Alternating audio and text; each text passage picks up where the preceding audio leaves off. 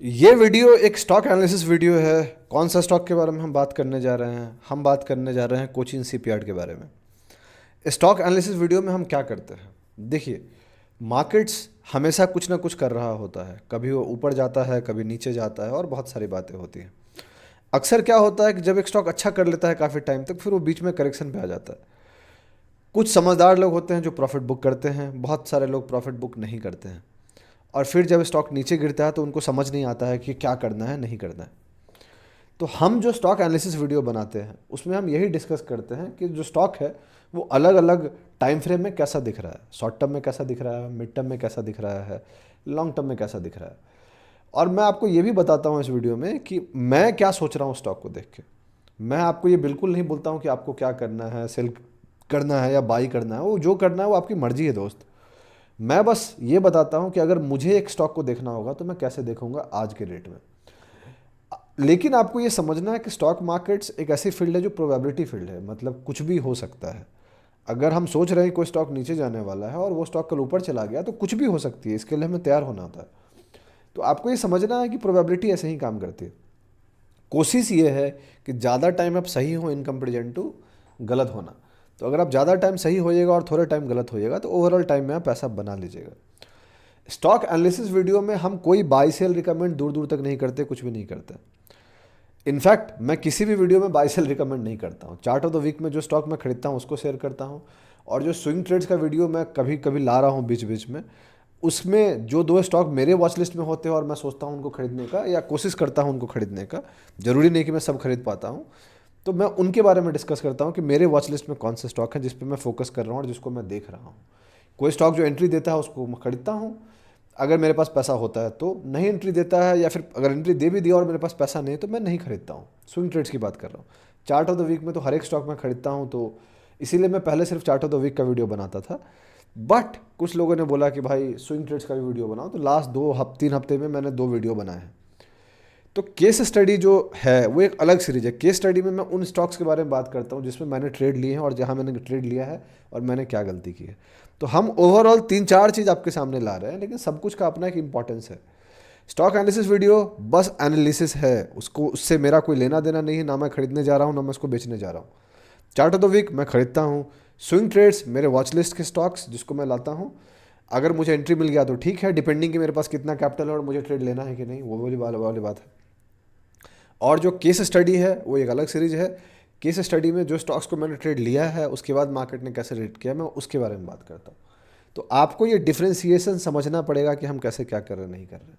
तो अगर इस वीडियो को आप देखना चाहते हैं जो कि स्टॉक एनालिसिस वीडियो है जिसमें हम कोचिन शिपयार्ड के बारे में बात करने जा रहे हैं, तो आपको ये वीडियो देखना चाहिए। चलिए फिर वीडियो स्टार्ट करते हैं।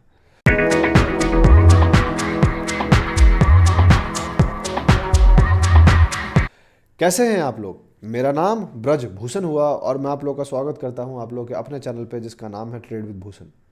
जैसा कि आप जानते हैं कि ये स्टॉक एनालिसिस वीडियो है जहां पे हम एक स्टॉक के बारे में बात करेंगे जिसका नाम कोचिन शिपयार्ड है। मैं आपको यही कहूंगा कि अगर आप ये वीडियो देख रहे हैं तो दोस्त वीडियो पूरा देखा कीजिए। हम जब एनालिसिस देखते हैं तो हमें यही पता चलता है कि मोस्ट ऑफ द लोग पूरा वीडियो नहीं देखते हैं। आपको पता है हम वीडियो छोटा क्यों बनाते हैं? ताकि आप पूरा देख सकें। वरना मैं चाहूँ तो मैं 1 घंटे का भी लेक्चर दे सकता हूँ, राइट। मैं चाहूँ तो 30 30 मिनट का 35 35 मिनट का वीडियो बना सकता हूँ। हाँ, मेहनत ज़्यादा लगेगी, बट हम वीडियो 10 मिनट 12 मिनट 15 मिनट का इसलिए रखते हैं ताकि हर वो लाइन जो हम बोल रहे हैं या हर वो चीज़ जो हम बात कर रहे हैं वो इम्पॉर्टेंट है, उससे आपको कुछ सीखने को मिले। मैं कोई स्क्रिप्ट लेके नहीं आता दोस्त, मेरे सामने कोई स्क्रिप्ट नहीं है। जो दिमाग में है बस वही मैं बोल रहा हूँ, जो दिमाग में बोल पाता हूँ वही बोलता हूँ। और हम जो वीडियो एडिट भी करते हैं तो हम वो काटते नहीं हैं। मैं गलत बोलता हूँ उसको मैं ठीक कर लेता हूँ आपके सामने, ताकि आपको पता हो कि मैं एक नॉर्मल इंसान हूँ जिसे गलती हो सकती है। It's okay to have some flaws दोस्त, बिकॉज अगर गलती हमसे नहीं होगी तो किससे होगी? अगर मैं आपके सामने परफेक्ट दिखने लग जाऊंगा तो फिर मतलब नहीं है ना। मोस्ट ऑफ द लोग तो वही कर रहे हैं और आपको वो अच्छा लगता है। रियलिटी वो नहीं है दोस्त। रियलिटी यही है कि आप पूरा वीडियो नहीं देखते हैं। अगर आप पूरा देखिएगा नहीं तो सीखिएगा कैसे? अगर आप सीखना चाहते हैं तो उसके लिए आपको ऑलमोस्ट सारे वीडियोज को अच्छे से देखना पड़ेगा, पूरा देखना पड़ेगा, तब जाके आप सीखिएगा, वरना आप नहीं सीख पाइएगा। आगे बढ़ने से पहले मैं 2 चीज़ बता देना चाहता हूँ। पॉइंट नंबर 1, मैं कोई सेबी रजिस्टर्ड नहीं हूँ, आप ये जानते होंगे। मैं जो भी बात कर रहा हूँ इस वीडियो में मेरी खुद की एनालिसिस है, मेरा खुद का ओपिनियन है। मैं किसी को कोई टिप या रिकमेंडेशन नहीं देता हूँ। जो स्टॉक के बारे में हम बात करेंगे, जो कोचिन सीपीआर है, वो भी एक एजुकेशनल पर्पज़ के लिए यूज हुआ है, ताकि मैं समझा सकूँ कि मैं उस स्टॉक को कैसे देख रहा हूँ। आप मेरे कहने पे बाय या सेल मत कीजिएगा प्लीज़। मैं गलत हो सकता हूँ, मैं गलत होता हूँ। नुकसान जो मैं खाता हूँ मैं खुद के लिए खाता हूँ, मेरे खुद के पैसे लगते हैं, और जो स्टॉप लॉस मार्केट देता है मैं लेता हूँ। प्रॉफिट मार्केट देता है तो मैं लेता हूँ, उसमें मेरा कोई क्रेडिट नहीं है। ठीक है। पॉइंट नंबर 2, आप कोई भी फाइनेंशियल डिसीजन लेना चाहते हैं उसके लिए आप अपने फाइनेंशियल एडवाइजर को जरूर डिस्कस करें, बिकॉज वो सही लोग होंगे आपको एडवाइस करने वाले। हम जैसा इंसान सही लोग नहीं होगा, बिकॉज हमें नहीं पता कि आपकी माइंडसेट क्या है और आपको नहीं पता कि मेरी माइंडसेट क्या है। तो ये है।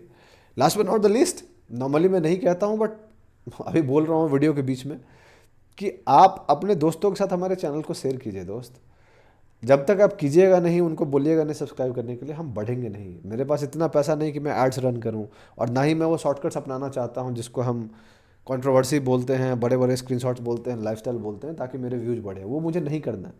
मैं बहुत सीरियस कंटेंट बनाना चाहता हूँ ताकि जो भी लोग फॉलो करें अच्छे से फॉलो करें और उनको सीखने को मिले। एक छोटा ग्रुप ऑफ लोग बनाना चाहता हूँ जो भरोसा करें और अच्छे से सीखें। ठीक है, तो चलते हैं स्टॉक्स पे और बात करते हैं चार्ट्स पे। तो आपके सामने जो चार्ट है उसका नाम कोचिन शिपयार्ड है। कोचिन शिपयार्ड की कहानी मैं इसलिए बोल रहा हूँ क्योंकि बहुत सारे लोगों का बहुत सारा सवाल है। तो कोचिन शिपयार्ड की जो करंट प्राइस है 1846.05 रुपीज़ के आसपास है। लास्ट फ्राइडे को इसने अपर सर्किट मारा था काफ़ी टाइम बाद, और ऑलमोस्ट 10% का रिटर्न दिया था लास्ट फ्राइडे की। कोचिन शिपयार्ड अपना हाई बनाया था 2979.45 रुपीज़ के आसपास, ऑलमोस्ट 3000 रुपये को टच किया, और फिर घट के, और जो लो रिसेंटली बनाया है वो 1638 का बनाया है, और फिर लास्ट फ्राइडे को ऑलमोस्ट 10% का कैंडल दिया, और अभी जो उसकी करंट प्राइस चल रही है 1846 रुपीज़ चल रही है। अगर आप गौर कीजिएगा तो आपको पता चलेगा कि वो अपने हाई से ऑलमोस्ट 44-45% गिर गया था, एंड देन आज के रेट में वो 38% के आसपास नीचे। इनफ इतना नीचे कि अगर कोई शॉर्ट टर्म में खरीदा होता तो उसका स्टॉप लॉस हिट हो जाएगा। इनफैक्ट शॉर्ट टू हल्का सा मिड टर्म भी खरीदता तो उसका स्टॉप लॉस हिट हो जाएगा अगर कोई ऊपर खरीदा होता तो मैं स्टॉक को कैसे देखता हूँ? बहुत लोग पूछते हैं कि भाई आप क्या कर रहे हैं, अगर आप होते तो आप क्या करते? देखिए, मैं होता तो आज के रेट में शॉर्ट टर्म में मैं कोई एंट्री नहीं लेता। क्यों एंट्री नहीं लेता? क्योंकि मेरा कोई एंट्री मिला ही नहीं है स्ट्रैटेजी के हिसाब से। यहाँ से 8 जुलाई से अभी तक वो कांस्टेंट नीचे ही गिरा है। बीच में 1-2 दिन बाउंस किया है बस, जैसे इस दिन बाउंस किया है, इस दिन बाउंस किया है, और अभी कर रहा है, आप देख रहे हैं, बट मोस्टली वो नीचे ही गिरा है। क्या ये कैंडल सब कुछ बदल देगा? मुश्किल है। इतना गिरने के बाद थोड़ा बाउंस तो बनता ही है। ये भी हो सकता है कि हल्का सा बाउंस करे और यहाँ रिजेक्ट होके आ जाए, कुछ भी हो सकता है। बट जो अभी शॉर्ट टर्म स्ट्रक्चर है इसका, वो प्रॉपर बियरिश टर्न हो चुका है। बियरिश टर्न कहाँ से हो गया था? इनफैक्ट अगर आप गौर कीजिएगा तो बियरिश यहीं से हो गया था, जब उसने ये वाला लेवल ब्रेक किया था 2120 का। तो शॉर्ट टर्म के लिए ये स्ट्रक्चर पूरा बिगड़ गया था, जो कि यहाँ सपोर्ट था कभी, और इससे जस्ट पहले वो रेजिस्टेंस था। तो ये जो जोन है, जो जोन आप देख रहे हैं, ये जोन जैसे ही ब्रेक हुआ तो इसके लिए स्ट्रक्चर चेंज हो गया शॉर्ट टर्म का।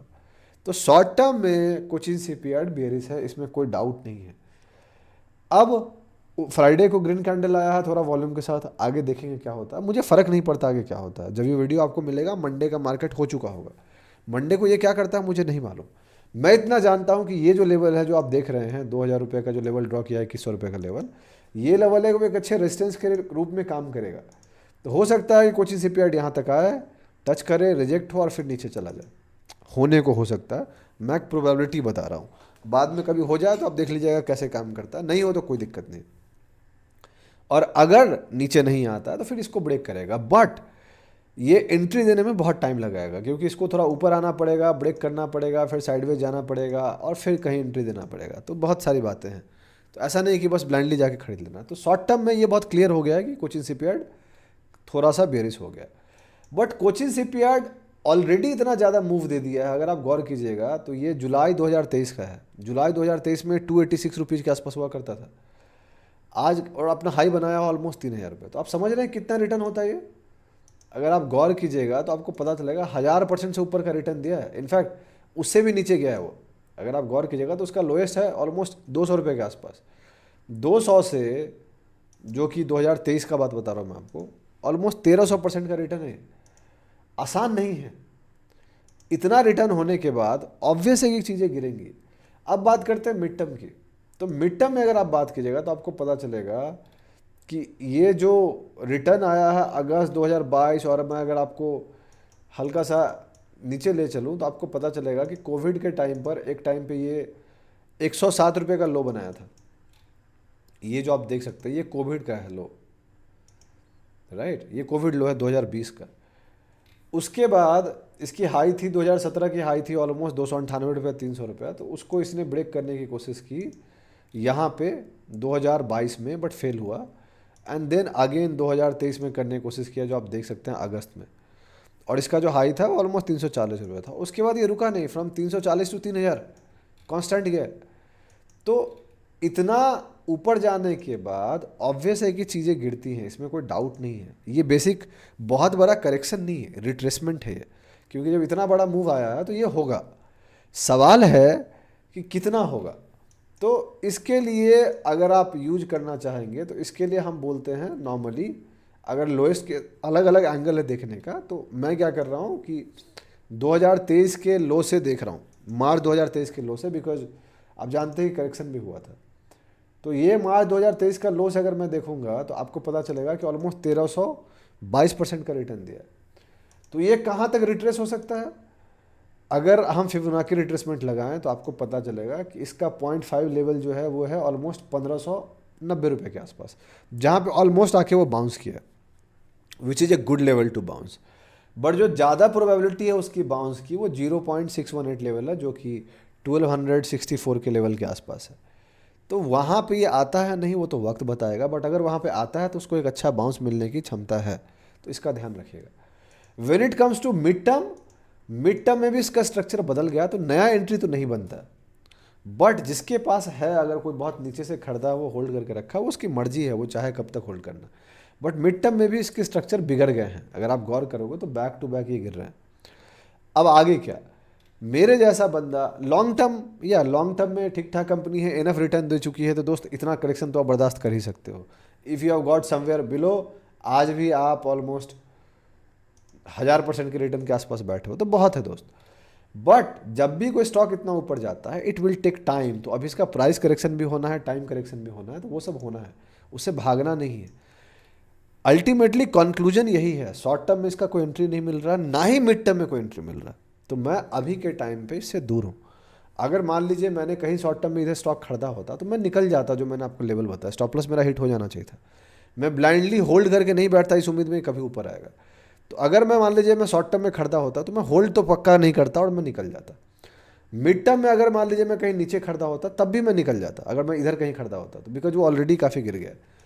अनलेस अनटिल मैं लॉन्ग टर्म में बहुत नीचे खरीदा हूँ तो फिर मेरे पास होल्ड करने का एक रीज़न है, वरना कोई रीज़न नहीं है।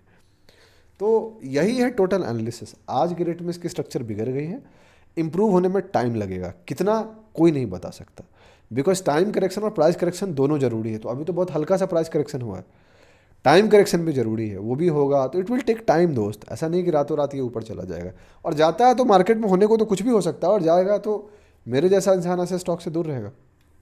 क्या बदला है, आप अगर गौर कीजिएगा तो इनके रिसेंट नंबर्स काफ़ी ज़्यादा बढ़िया आ रहे हैं, पहले भी आ रहे थे, बट वो जो मूव जितना आया है, ये मूव उन्हीं रिजल्ट्स का है। तो अब ये रिजल्ट्स बहुत ज़्यादा इंपैक्ट नहीं करने वाले हैं। सितंबर एस्टिमेशन में आप देखिएगा तो निगेटिव आ रहा है अभी, सितंबर और दिसंबर एस्टिमेशन में, मतलब अब इसकी गिरने की बारी है थोड़ी। तो मेरे जैसा बंदा ऐसे स्टॉक से थोड़ा दूरी बना रहा है, बिकॉज ये स्टॉक अब धीरे धीरे वीक होने लग गया। अगर आप देखिएगा जब मार्केट नया हाई बना रहा है, जुलाई से ये वीक हो रहा है। तो this is what stock is. जो मैं कहता हूँ कि निफ्टी हाई बनाने का मतलब ये नहीं कि सारे स्टॉक्स हाई बना रहे हैं। आप इसी सबसे बढ़िया एग्जांपल देख लीजिए, 1300% रिटर्न देने के बाद स्टॉक करेक्ट कर रहा है। छोटा सा रिट्रेसमेंट तो होना जरूरी भी है ना। प्रॉब्लम क्या है कि लोग टॉप पे आके खरीदते हैं, दैट इज़ द प्रॉब्लम दोस्तों। उसको आपको सॉल्व करना है, स्टॉप लॉस लगाने हैं। स्टॉप लॉस ही एक सॉल्यूशन है, और कोई सॉल्यूशन नहीं है। नोबडी नोज कि टॉप क्या होगा, नोबडी नोज कि बॉटम क्या होगा। अगर कोई जानता है तो दो लोग जानते हैं, पहला वो जो ऊपर बैठा है भगवान, और दूसरा जिसको झूठ बोलने की आदत है। इसके अलावा किसी को नहीं पता। तो अगर आप यहाँ तक वीडियो देख रहे हैं तो आप बताइए कि आपको क्या लगता है कि कोचिंग सीपीएड क्या कर सकता है। आपको क्या लगता है, यहाँ से ऊपर जाना चाहता है या नीचे जाना चाहता है। एक लेवल टू वॉच फॉर वो ये है जो कि है 1636। अगर 1636 ब्रेक कर देता तो नीचे चला जाएगा। तो आप अगर देख रहे हैं यहाँ तक तो आप बताइएगा, इससे मुझे ये भी पता चल जाएगा कि आप यहाँ तक वीडियो देख रहे थे, प्लस आपका क्या ओपिनियन है मुझे ये भी समझ जाएगा। तो आपको ये बताइएगा कि कोचिंग सीपीएड आपको क्या लगता है, नीचे जाएगा या ऊपर जाएगा। ऊपर जाएगा तो कहाँ तक जा सकता है, ये अपना ओपिनियन बताइएगा, मुझे आपका ओपिनियन का इंतजार रहेगा। तो यही थी टोटल एनालिसिस दोस्त। अगर आपको अच्छा लगा है तो आप लाइक कीजिए, सब्सक्राइब कीजिए, चैनल को सपोर्ट कीजिए, अपने दोस्तों के साथ शेयर कीजिए, उनको बोलिए सब्सक्राइब करने के लिए। रात को 4:30 बजे कोई बंदा आपके लिए वीडियो बना रहा है, समझिए वो कितनी मेहनत कर रहा होगा। तो उसकी मेहनत का थोड़ा सा उसको गिफ्ट दीजिए आप। बहुत जल्दी मैं आपसे अगले वीडियो में मुलाकात करूंगा, तब तक के लिए अपना ध्यान रखें, अपने घर वालों का ध्यान रखें। शुभ रात्रि।